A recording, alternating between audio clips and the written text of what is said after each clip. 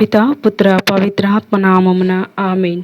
ప్రియ స్నేహితులారా, మీ అందరికీ దేవుని యొక్క ఆశీస్సులను తెలియజేస్తూ ఏప్రిల్ 6వ తారీఖు ఈనాటి దివ్య బలి పూజ పట్టణాల ధ్యానాంశానికి మిమ్మల్ని అందరినీ కూడా ప్రేమతో ఆహ్వానిస్తూ ఉన్నాను. మొదటి పట్టణము అపోస్తుల కార్యములు 2వ అధ్యాయం 14వ వచనం మరియు 22వ వచనం నుండి 23వ వచనం వరకు. మత్తయి సువార్త 28వ అధ్యాయం 8వ వచనం నుండి 15వ వచనం వరకు. ఈ రెండు పట్టణాలపై ధ్యానాంశాన్ని భక్తి శ్రద్ధలతో ధ్యానించుదాం. పేతురు ఆ రోజు ఆ జన సమూహం ఎదుట నిలిచి మాట్లాడినప్పుడు అది సాధారణ ప్రసంగం కాదు, పరిశుద్ధాత్మ శక్తితో నిండిన ప్రకటన. ఆయన ఇది మత్తు కాదు అని చెప్పి దేవుని కార్యం జరుగుతుందని ప్రకటించాడు. మన జీవితాల్లో కూడా కొన్ని సందర్భాల్లో దేవుడు చేస్తున్న పనులను మనం అర్థం చేసుకోలేకపోతాం. కానీ దేవుని కార్యం ఎప్పుడు సత్యమైనదే, సముచితమైనదే. యేసుక్రీస్తు గురించి పేతురు స్పష్టంగా చెప్పాడు. ఆయన దేవుని చేత నియమించబడిన వాడు. అద్భుతాలు, సూచనలు, మహిమలు ఆయన ద్వారా జరిగాయి. ఇది మనకు ఒక గొప్ప సత్యాన్ని గుర్తు చేస్తుంది. యేసు కేవలం గురువు కాదు, ఆయన దేవుని కుమారుడు. మన విశ్వాసం ఆయనపై నిలబడినప్పుడు మన జీవితం స్థిరంగా మారుతుంది. పేతురు యేసు సిలువ వేయబడిన విషయాన్ని కూడా ధైర్యంగా చెప్పాడు. ఇది మన పాపాల వలన జరిగిందని ఆయన మనం అంగీకరించాలి. కానీ అదే సమయంలో ఇది దేవుని సంకల్పం అని కూడా ఆయన తెలియచేశాడు. మన తప్పులు దేవుని యోచనను అడ్డుకోలేవు. ఆయన ప్రేమ మనలను తిరిగి తన వద్దకు తీసుకువస్తుంది. దేవుడు యేసును మృతులలో నుండి లేపినది ఈ సందేశంలో ముఖ్యమైన భాగం. మరణం ఆయనను పట్టుకోలేకపోయింది. ఇది మనకు ఆశను ఇస్తుంది. ఏ పరిస్థితి అయినా దేవుడు జీవాన్ని తీసుకురాగలడు. మన జీవితాల్లో చనిపోయిన ఆశలు కూడా ఆయన చేతుల్లో మళ్ళీ బ్రతుకుతాయి. దావీదు ద్వారా చెప్పబడిన ప్రవచనాలను పేతురు గుర్తు చేశాడు. ఇది దేవుని వాక్యం ఎప్పటికీ నెరవేరుతుందని సూచిస్తుంది.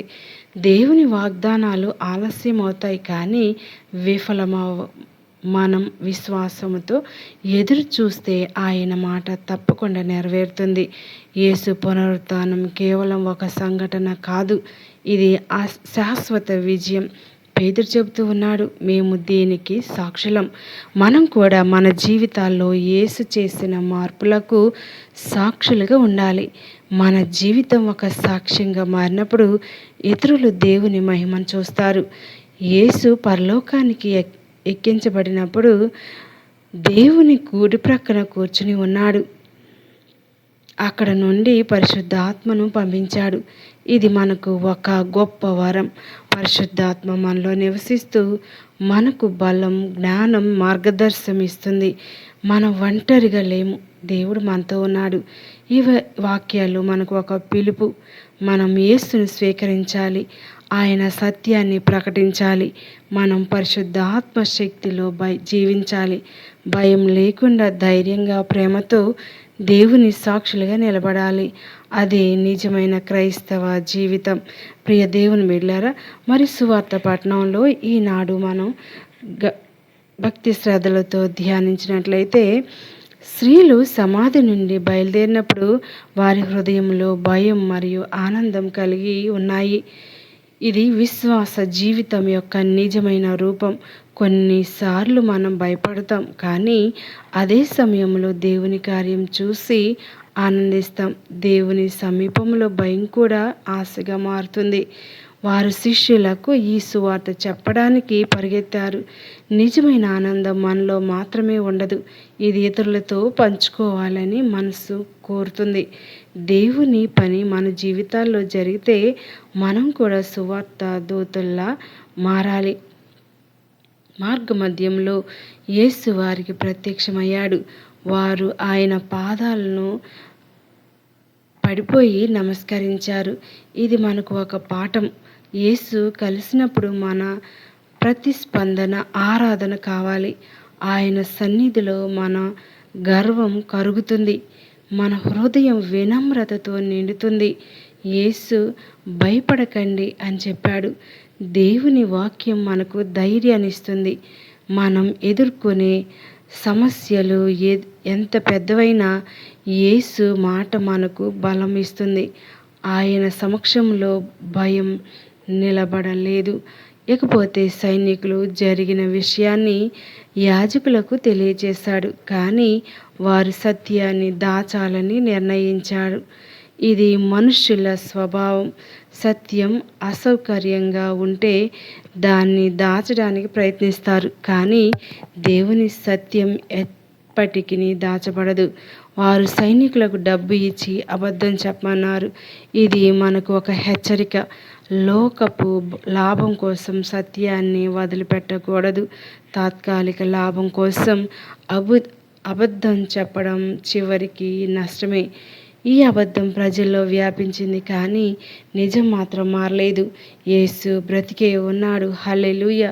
మనం కూడా ప్రపంచం చెప్పే అబద్ధాల మధ్య సత్యాన్ని పట్టుకోవాలి. దేవుని వాక్యం మనకు మార్గదర్శనం. ఈ వాక్యాలు మనకు ఒక పిలుపు. మనం భయం విడిచి సత్యాన్ని ప్రకటిస్తూ యేసును ఆరాధిస్తూ జీవించాలి. ప్రపంచం మారినా, పరిస్థితులు మారినా యేసు పునరుత్థానం శాశ్వత సత్యం. మనం ఆయన సాక్షులుగా నిలబడాలి. కళ్ళు మూసుకొని ప్రార్థన చేద్దాం. పరలోక తండ్రి, ఈ వాక్యమును మాకు తెలియజేసినందుకు నీకు కృతజ్ఞతలు.